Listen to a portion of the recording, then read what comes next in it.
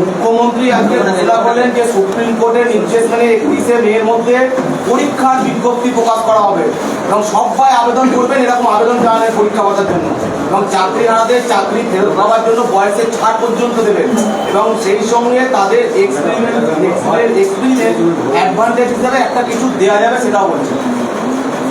মুখ্যমন্ত্রীর কোনো কথার দাম আছে? একটা কম্পাইলেশন করো না, প্রথম থেকে তিনি যেসব কথাগুলো বলেছেন আর কিরকম নিজের কথার খেলাপি করেছেন। যখন প্রথম এই চাকরি নিয়োগে দুর্নীতির প্রশ্ন উঠল তখন থেকে আজ পর্যন্ত প্রতিদিন এই কথাগুলো নিয়ে মুখ্যমন্ত্রী মিথ্যাচার করেছেন, মিথ্যা প্রতিশ্রুতি দিয়েছেন। কিন্তু ইন্ডোর স্টেডিয়ামে ডেকে কতগুলো কথা বলেছিলেন, তারপর কি হলো? কারণ তার কোনো প্রশ্নের উত্তর দেওয়ার কোনো মানে হয় না। এটুকু বুঝতে পারি এই প্রথম উনি বললেন যে তোমার প্রশ্নের মধ্যে গিয়ে বুঝলাম যে সুপ্রিম কোর্টের রায় মেনে নিয়ে উনি কোনো রায় মানেন? আজ পর্যন্ত কোনো আইন মেনেছেন? কোনো রায় মেনেছেন? আরো তিনি বলছেন যে সুপ্রিম কোর্টের রিভিউ পিটিশন করবে রাজ্য এবং চাকরি বহাল রাখার জন্য লড়াই চালিয়ে যাবেন এবং বলছেন যে মধ্যপ্রদেশে ব্যাপক কেলেঙ্কারি আপনারা জানেন কত মানুষের মৃত্যু হয়েছিল। আমরা কিন্তু শিক্ষকদের স্বার্থ রক্ষাতে লড়াই করে যাব, কিন্তু কিছু স্বার্থপর মানুষ আদালতে গিয়ে এই গন্ডগোলগুলো পাঠিয়ে দিচ্ছে, তবে বিচারের বাণী যেন নিভৃতে না কাঁদে তা আমরা দেখব। তিনি সব কথাদের মধ্যে বলে দিয়েছেন। আসল কথা স্বীকারও করেছেন যে ব্যাপক কেলেঙ্কারি বিজেপি শাসিত রাজ্য মধ্যপ্রদেশে যা হয়েছিল, আরএসএস এর নেতৃত্বে মমতা ব্যানার্জি এনডিএতে গিয়ে সেখান থেকে ট্রেনিং নিয়েছেন, শিক্ষা নিয়েছেন। আরএসএস এর কাছ থেকে শিক্ষা নিয়ে মধ্যপ্রদেশের অনুপ্রাণিত হয়ে তার নেতৃত্বে এখানে ব্যাপক কেলেঙ্কারির মতোই এই শিক্ষক নিয়োগে দুর্নীতি হয়েছে, এটা উনি স্বীকার করুন। আর তারপরে কিছু মানুষ মোকদ্দমায় গিয়েছিল বলেই তো দুর্নীতি ফাঁস হলো, নাহলে উনি স্বীকার করছিলেন? উনি তো যখন বঞ্চিত শিক্ষকরা যখন আন্দোলন করছিল তখন তো তিনি তো গিয়ে মিথ্যা ফাঁস কমিটি তৈরি করেছিলেন একটা, তারপর আন্দোলনকারীদের মধ্যে কয়েকজনকে কিনে নিয়েছিলেন, তাদেরকে দুর্নীতি করে চাকরি দিয়েছিলেন। সবই তো ফাঁস হচ্ছে এখন। তিনি কেন স্কুল সার্ভিস কমিশনকে ওই লিস্ট নষ্ট করতে বললেন, ওএমআর সিট নষ্ট করতে বললেন? কেন তার নিজের পোষা কোম্পানিকে দিয়ে এই নিয়োগের প্রক্রিয়া চালালেন আউটসোর্স করে? কেন সমস্ত তথ্য বিকৃতি ঘটালেন?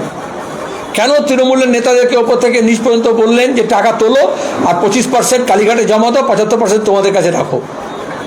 এখন দাঁড়িয়ে তিনি কেন লিস্ট বার করে দিচ্ছেন না যে কারা ঘুষ নিয়েছিল, কারা ঘুষ দিয়েছিল, কাদের ঘুষের বিনিময়ে র্যাঙ্ক জাম্প করা হয়েছিল? সেটা বার করে দিলে তো বাকিরা বেঁচে যায়। মুখ্যমন্ত্রী বলছেন যে নবম, দশম, একাদশ, দ্বাদশ, গ্রুপ সি এবং গ্রুপ বি সব মিলিয়ে 44,204টি পদ তৈরি করা হয়েছে। এই পদগুলোকে নিয়োগ করা হবে এবং সব থেকে যেটা বড় কথা বলছেন যে শিক্ষা ছাড়াও আরো কয়েকটা দপ্তরে নিয়োগের বিজ্ঞপ্তি কয়েকদিনের মধ্যেই প্রকাশ করা হবে এবং সেগুলো তো আপনারা অ্যাপ্লাই করতে পারবেন। তিনি এসব খুঁড়োর কল দেখাচ্ছেন, যেটা প্রশ্ন করাচ্ছে তার উত্তর দিচ্ছেন না, আর তোমরা সব উনি যা বলছেন সেগুলোকে নিয়ে আবার রিপিট করছো। দুর্নীতিগ্রস্তদের কেন তিনি নামের তালিকা বার করছেন না? কেন আজ পর্যন্ত রাজ্য সরকার, পুলিশ, ডিডি, গোয়েন্দা বিভাগ এই যে দুর্নীতি সবাই বলছে দুর্নীতি হয়েছে, এত টাকার লেনদেন হয়েছে, একটাকেও ধরতে পারলো না? কেন শাস্তি দিল না? কেন একটা তদন্ত হলো না? চিটফান্ডের মতো সবটা তিনি ধামাচাপা কেন দেওয়ার চেষ্টা করছেন? আন্দোলনকারী শিক্ষকদের উদ্দেশ্যে বলছেন যে এখনই পরীক্ষা দেবো না, বলা উচিত নয়, মুখ্যমন্ত্রীর এখন আর এই নৈতিক অধিকার নেই যে তিনি রাজ্যের মানুষকে বলবেন কি উচিত আর কি অনুচিত, কারণ তিনি নিজেই উচিত কাজ করেননি। মুখ্যমন্ত্রীর যা কাজ করা দরকার ছিল, যা উচিত ছিল, সেটা তিনি করেননি। এই জন্য তিনি নিজে এই ঔচিত্য হারিয়েছেন। 2016 সালে বাম কংগ্রেসের জোট যে ফর্মে ছিল এখনো কি সেই ফর্মে আছে? কেননা আমরা দেখেছি মুর্শিদাবাদ ছাড়া অন্য কোথাও যৌথ আন্দোলন হচ্ছে না। আজকে অধীরবাবু বলেছেন উনি আগে রাজ্যের যখন নেতা ছিলেন তখন গোটা রাজ্যে তিনি 2016-তে তার পরবর্তীকালে গত পঞ্চায়েত নির্বাচন পর্যন্ত আসন সমঝোতা করেছেন, একসঙ্গে বাম এবং কংগ্রেস লড়াই করেছে। এখন তিনি রাজ্যের নেতা নন, তিনি এখন মুর্শিদাবাদের করে বলতে পারেন মুর্শিদাবাদে অন্তত বাম এবং কংগ্রেস কর্মীরা তারা সহমত এবং তারা এটা অভিজ্ঞতা দিয়ে বুঝেছে একসঙ্গে লড়াই করতে হয়। একসঙ্গে লড়াই করলে কি হয়, সেটা দৌলতাবাদে, সেটা নবগ্রামে এত বাধা, এত সন্ত্রাসের পরেও দাঁড়িয়ে মানুষ ঐক্যবদ্ধভাবে বাম এবং কংগ্রেস প্রার্থীদের জয়ী করেছে সমবায়তে। তিনি সে কথা বলেছেন এবং বলেছেন আমরা একসঙ্গে লড়তে পারি, লড়লে তৃণমূল কংগ্রেসকে হারানো যায়, বিজেপিকে হারানো যায়, তার প্রমাণও রাখা গিয়েছে। আর এই জন্যই মোহাম্মদ সেলিম এবং অধীর চৌধুরীকে বিজেপি আর তৃণমূল মিলে হারানোর চেষ্টা করেছিল। সব রকমের টাকা পয়সা, মস্তানি, গুন্ডামি, পুলিশকে ব্যবহার করা, নির্বাচন কমিশনকে ব্যবহার করা, গণনায় কারচুপি করা, দাঙ্গা হাঙ্গামা করানো, সাম্প্রদায়িক শক্তিকে ব্যবহার করা, যে যাতে এইভাবে বিজেপি তৃণমূলকে হারানোর শক্তি এবং বিভাজনকে নাস্তানাবুদ করার মতো শক্তি যাতে না গড়ে ওঠে। সেজন্য আমি তার কথাটাকে স্বাগত জানাচ্ছি। এবার রাজ্যের যে প্রধান আছে কংগ্রেসের, রাজ্য প্রদেশ কংগ্রেসের যারা নেতারা আছেন, এআইসিসি যারা নেতারা আছেন, তারা নির্ধারণ করবেন তারা কোন পথে এগোবেন। কালীগঞ্জে তো বাই ইলেকশন, ইতিমধ্যে তৃণমূল কংগ্রেস তো প্রার্থী ঘোষণা করে দিয়েছে, বিজেপিও এখনো প্রার্থীর নাম বলেনি। কালীগঞ্জে কি বাম এবং কংগ্রেস একসাথে কি যোগ? তোমার প্রশ্নটা ঠিক আছে, এর মধ্যে বিজেপি বুঝলে কেন মাঝখানে? না না, তুই প্রশ্নটা করো, আমি উত্তর দিচ্ছি। তুই প্রশ্ন করো, বিজেপি না বুঝে একটা প্রশ্ন করো, আমি উত্তর দিচ্ছি। কংগ্রেসে এখনো ঘোষণা করেনি। আমার একটা প্রশ্ন আছে।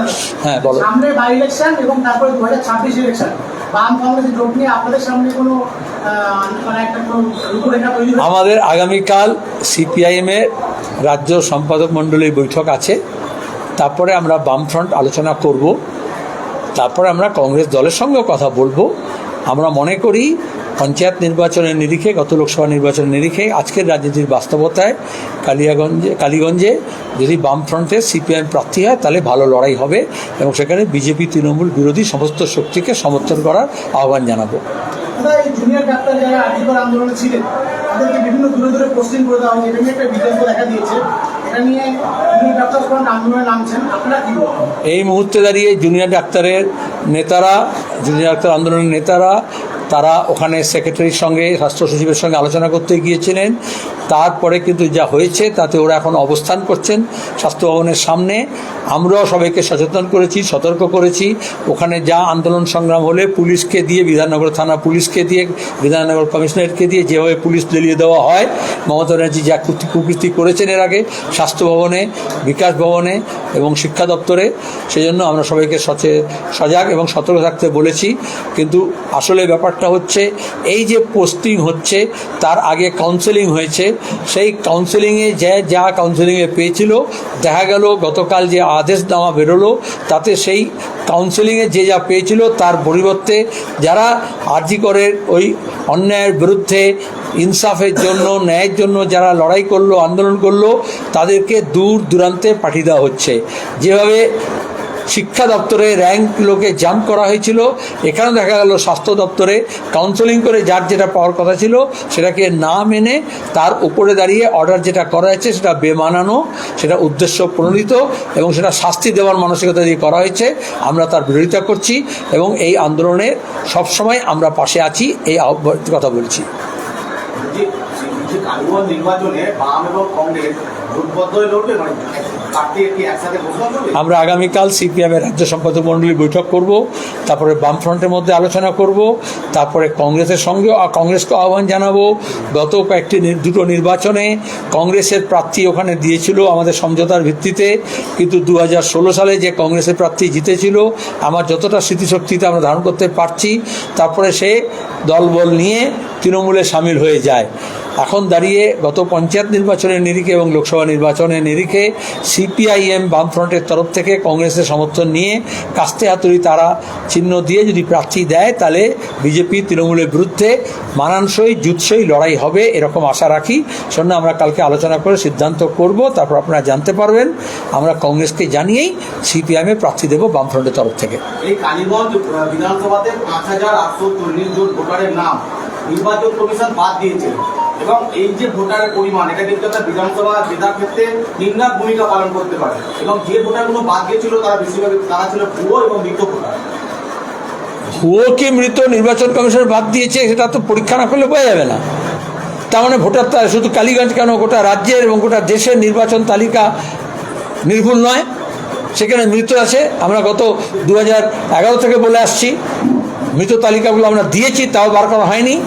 কিন্তু এখন গত দুদিন ধরে আমরা দেখছি যেভাবে RSS এর এজেন্ডায় আমাদের মিডিয়ার একটা অংশ তারা আসাম থেকে শিক্ষা নেয়নি, এখানে NRC নাম করে, CN নাম করে, মুসলমানের নাম করে, বহিরাগতর নাম করে, বাংলাদেশের নাম করে কোটি কোটি ভোটার লিস্টের ভোটার নাম বার করতে হবে।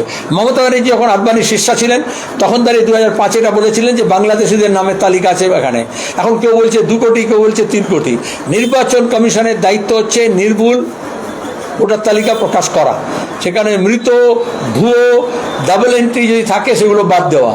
কিন্তু এই রাজ্যের বাসিন্দা আছে, এখানকার নাগরিক আছে ভারতের, তার নাম নেই এমন লোকের নাম তুলতে হবে এবং এরম কারুর নাম বাদ দেওয়া যাবে না। তাহলে ভুল নির্বাচন যে তালিকা আছে, ভোটার তালিকা, তার দায় কে নেবে?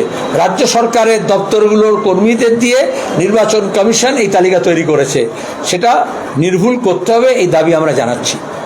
রানীগঞ্জে তো সিভিককে টাকা চাইতে যাওয়ার জন্য ভিডিও ভাইরাল হয়েছে এবং লরি চালককে মারতে পর্যন্ত আসছে এবং দিকে দিকে তো এরকম অভিযোগ বহু আসছে। প্রশ্নটা অসম্পূর্ণ হলো, জামা খুলে যাচ্ছে, সিভিকের যে জামা আছে সেই জামাটা খুলে গুন্ডা হয়ে যাচ্ছে।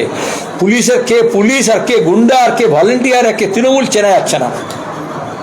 গত কয়েকদিন যাবৎ ভুয়ো পাসপোর্ট, একটা শিশু তাকে মিথ্যা অপবাদ দিয়ে তার মৃত্যু, তারপরে দাঁড়িয়ে হচ্ছে ঘুষ নেওয়া, তারপরে হচ্ছে মেয়েদের মধ্যে প্রতি অশালীন ব্যবহার। এই পরপর ঘটনায় দেখা যাচ্ছে হয় পুলিশ নয় সিভিক যুক্ত। মমতা ব্যানার্জি পুলিশ মন্ত্রী, তাকে দায়িত্ব নিতে হবে।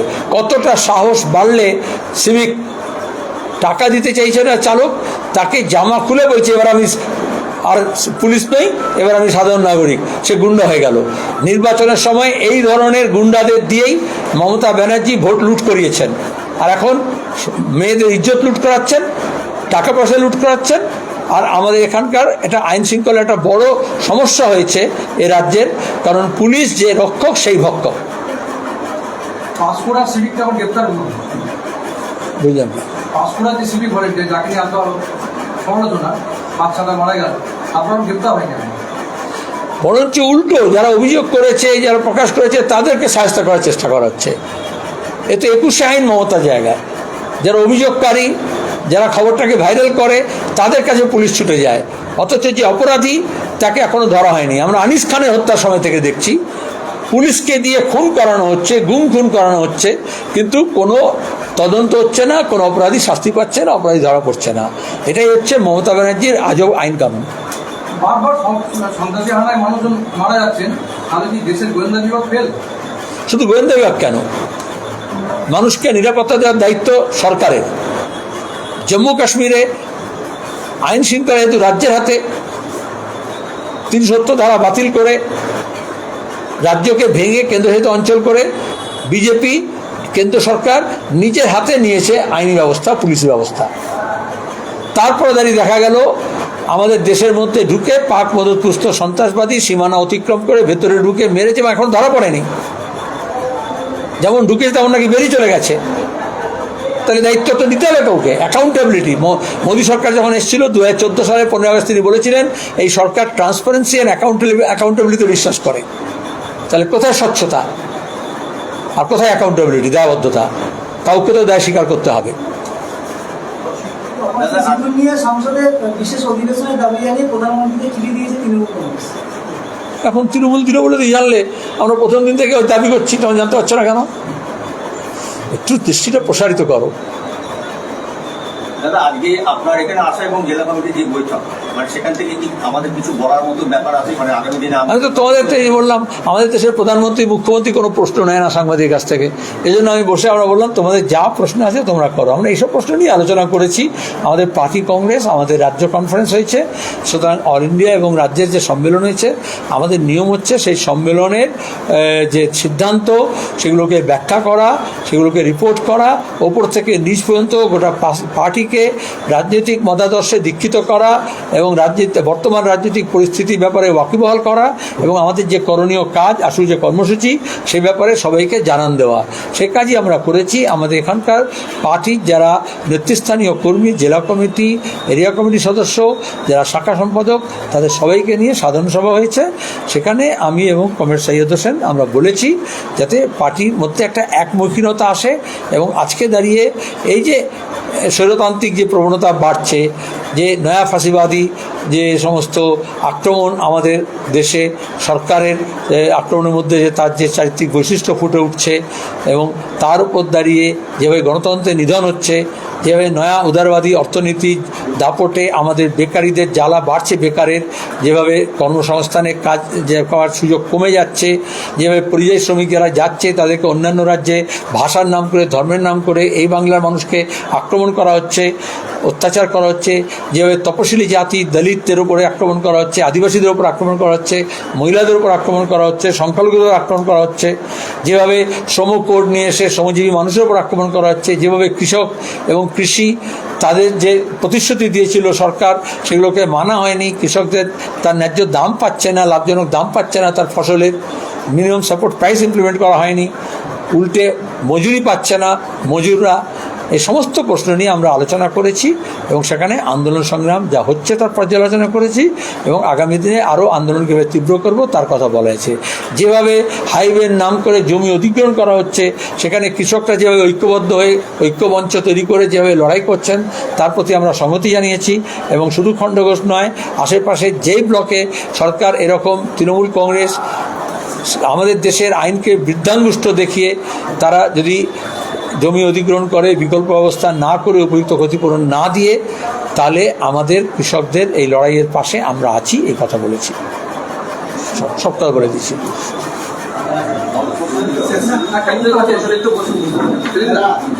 আগে বিধানসভায় বোধ হয় সংসদীয় বিল আনতে চাইছে, রাষ্ট্রপতি বা রাজ্য বিল আটকে দিচ্ছে, সেই কারণে বিধানসভায় বিল আনতে সব বলে কী হবে, তামিলনাড়ু কোর্টে গেছে এবং সুপ্রিম কোর্ট অর্ডার দিয়ে দিয়েছে, রাজ্যপাল এইসব বিল আটকাতে পারে না। তৃণমূল একটু পেছন যাচ্ছে।